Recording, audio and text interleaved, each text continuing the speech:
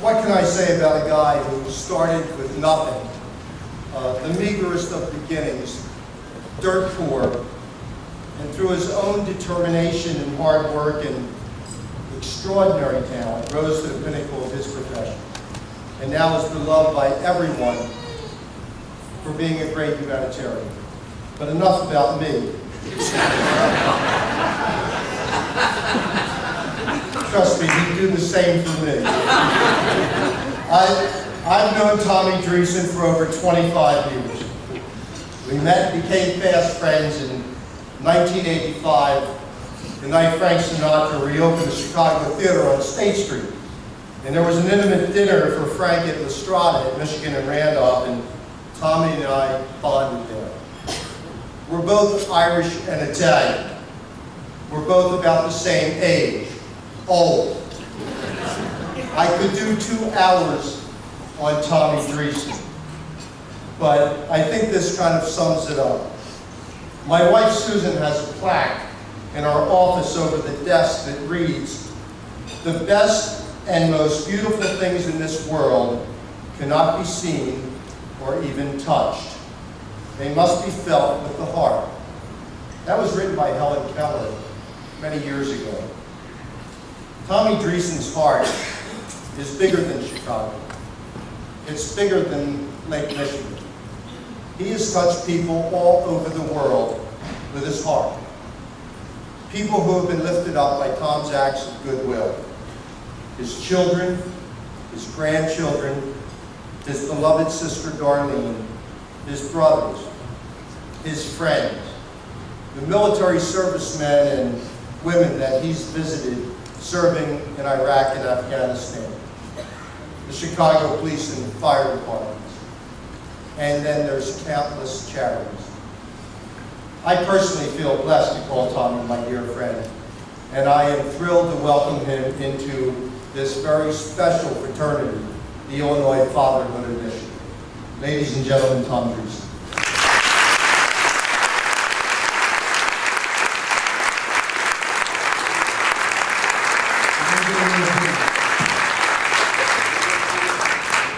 And we have a Tom Dreesen video with, let's roll the tape.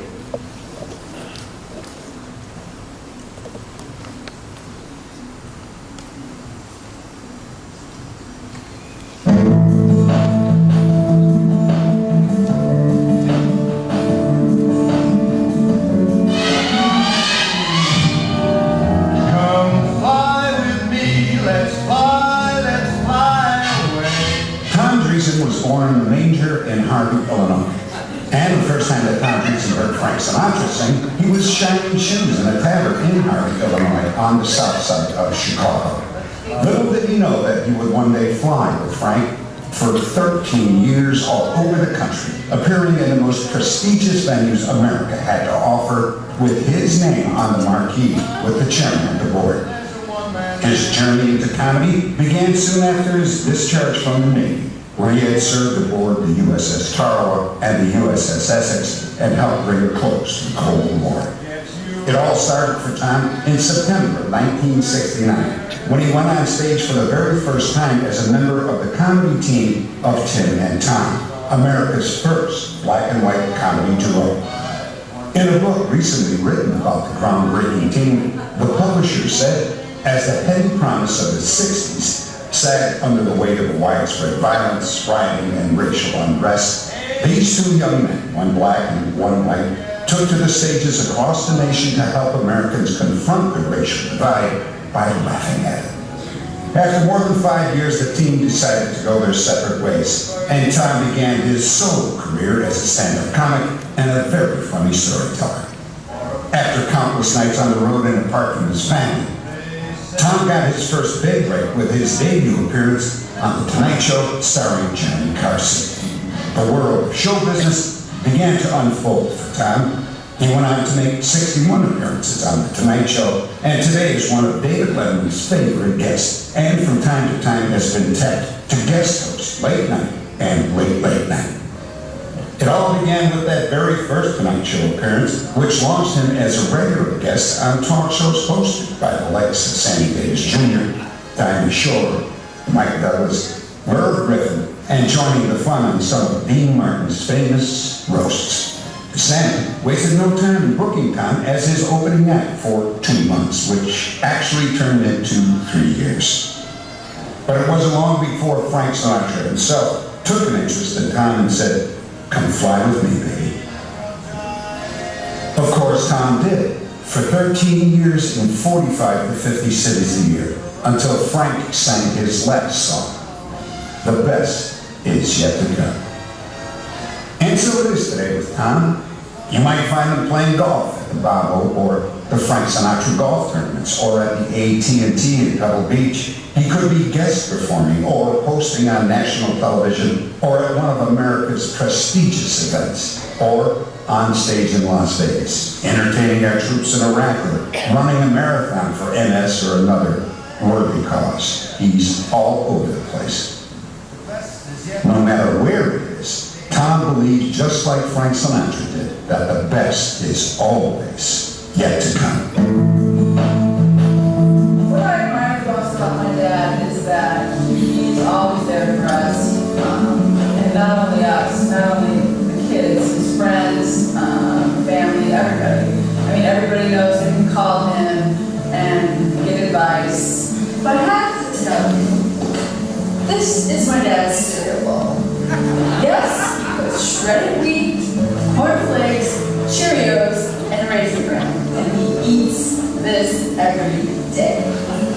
Well, I remember when we were little, we would be all in the car, and a song would come on the radio, and he would pull the car. Well, no, he wouldn't even pull the car over. He would just turn the radio up and get out of the car and start dancing in the middle of the street. And you know, all of us kids were sitting in the back seat, humiliated. He's always there for any of us.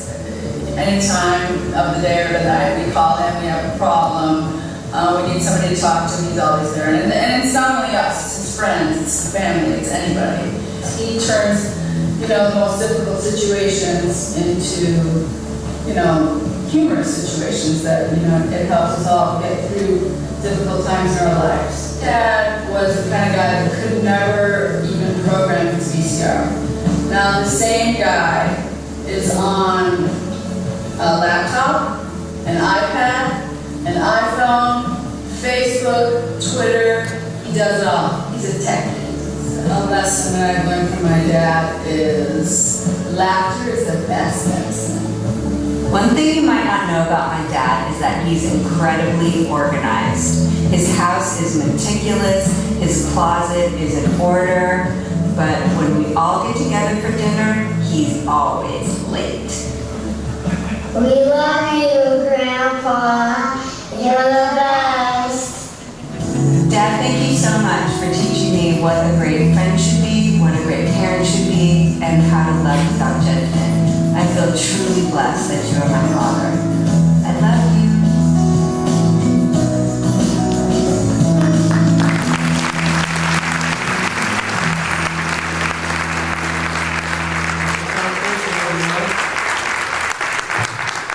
Thank you very much.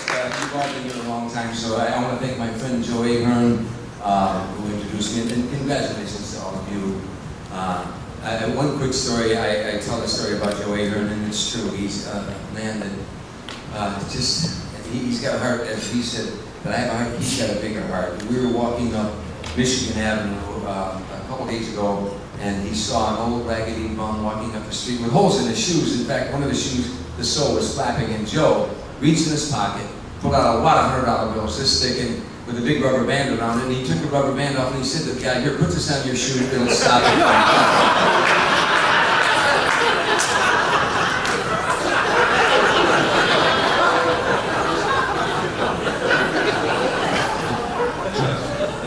Thank you very much. By the way, the interesting thing about Tim Reed and I being America's first black and white comedy team, what you saw there was a routine. One of the routines we used to do where this was 1969, 1970, I was interviewing the first black president of the United States. That was one of our routines. So to say that we were before our time is an understatement. One of the things I said to him, "What are you going to do when you become president of the United States?" He said, "First thing I'm going to do, I'm going to enact a law that dead people are not allowed to vote in Chicago. Big laugh in those days. And I said, what's the second thing you're going to do? He said, I'm going to enact a law that live people aren't allowed to vote in Mississippi. But those were big laughs. The book is now Tin Town, American Comedy in Black and White. It's not going to become a movie. We signed the rights to do a movie literally shot right here in Chicago. But a couple things I want to say real quick.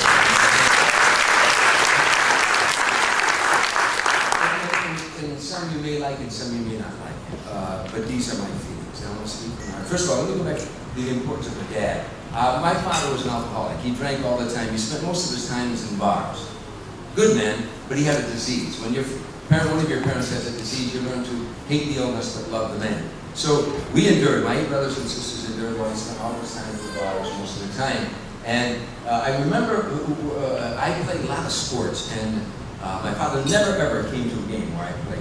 Never saw any game that I played. In 8th grade, I was in the playoffs, and on the basketball team, I was captain of this basketball team. I scored 28 points in one game, and we went into the playoffs, the final game. And my sister went home. My sister Darlene, that was a show, but she came home and she said to my mom, "Oh, you know, the whole school was buzzing." So my mom went and got my dad out of a bar to see me play for the first time. And my dad came to the game, and I'll never forget. I scored 2 points the whole game, and we got beat by about 30 points. No, but that 2 points I scored, I fired like a 40-footer up in the 3rd quarter, and it went in. And the first thing that I did was I looked in that stand to see if he was looking to see that basket. And he was. He saw that basket. And the point I'm trying to make here is, if I live to be 100, I'll never forget that look on his face. And how important is a father? How important is a pen on the back of the father? That's what this whole evening is all about. All my successes, all the things that I've done in my life, that image is in my brain for the rest of my life. He smiled at something that I had done. That was my pat on the back. Now, the other thing that I'm going to say that may offend people in this room, and may not, but I want to speak from my heart.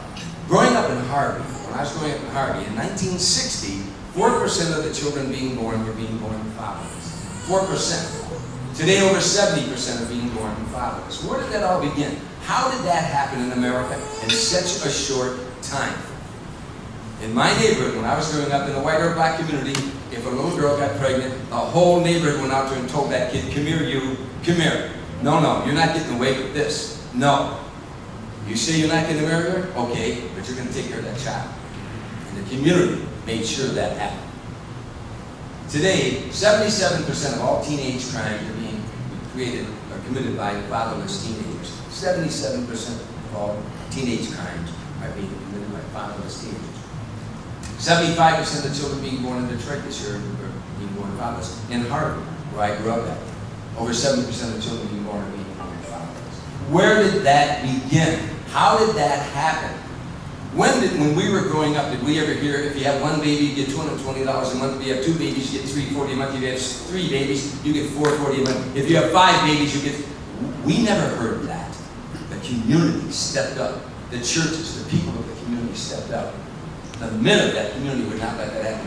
And our problem today is we don't have men in that community. Where did that happen? How did that happen? How did we let that happen? The government can pass all the laws they want to. They can do all the regulations they want to, but it has to begin at the grassroots in that community. All of us. And that's what this evening is about. That's what this organization is about. This might be, ladies and gentlemen, the most important organization for the future of America. Thank you very much.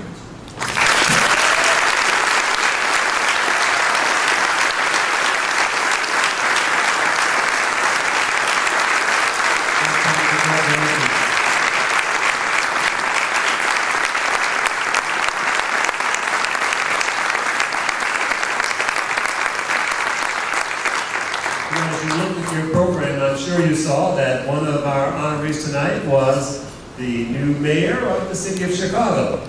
Well, unfortunately, Mayor Emanuel is not able to be with us here tonight due to some scheduling conflicts, but I'm pleased to say that we do have his parents here with us. the people who are responsible for Ron being in this world. So we'd like to invite you both up, please. Dr. and Mrs. Benjamin Emanuel.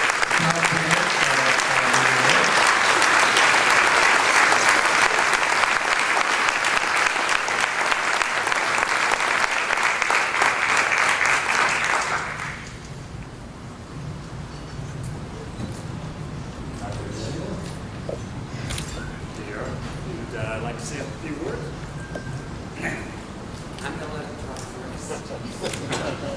First, I would like to thank the board for inviting me and my wife to attend this beautiful session. Very important one for parents and children to be together and look for the future. I want to congratulate everybody here on stage for achieving such a wonderful and high position. When you get a child and he's born, all you care about is for the future is his health and his growth. Certain tragedies do occur along the way, and you live with it and you pray. The kids, 3 of them, they were troublemakers from the beginning. Fighting occurred every day. Shoes were flying around the room. One would look under the bed for the other in the morning to go to school. Their diplomas we put on the refrigerator to make sure that we know as parents they're flunking or improving or doing well. Kissing and hugging was very important as parents. The family was number one. Religion played a part in all of it. I have to congratulate my wife for taking care of them because I was working like a son of a bitch from morning till night in the hospital. And gradually they improved. Each one did his own way, and we applauded them. We congratulated them, we encouraged them. And that's what every parent should do. It's important, the family unit, to continue, and it's important that there is a father figure that the kids can come and talk to him every time they want to.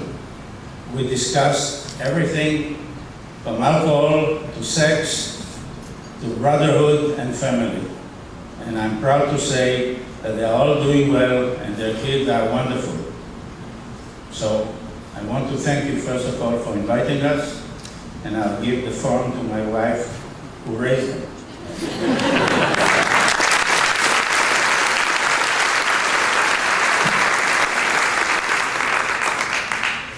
He's the talker, I'm the doer. Thank you all for inviting us. As you can hear from my husband, he set a wonderful example, and in many ways, some of it a little shaky, but a very lovely example. And I'm proud to say that our sons have followed him and even gone a step further. For his generation, he never changed a diaper.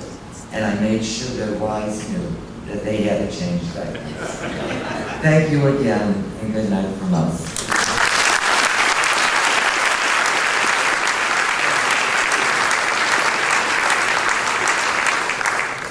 You know, Dr. Emanuel knows what he's talking about. He's a pediatrician.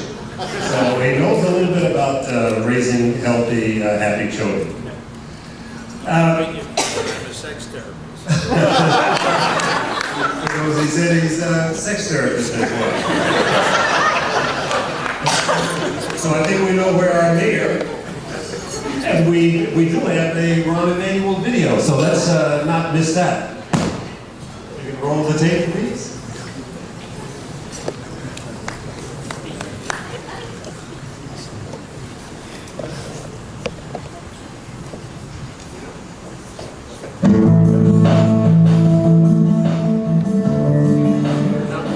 apparently, that's the wrong video. But it's close, that's all right. It's the next person who's coming up. We don't want to confuse that issue, so let's get Walter E. Smith. You've probably seen him on television as much as you've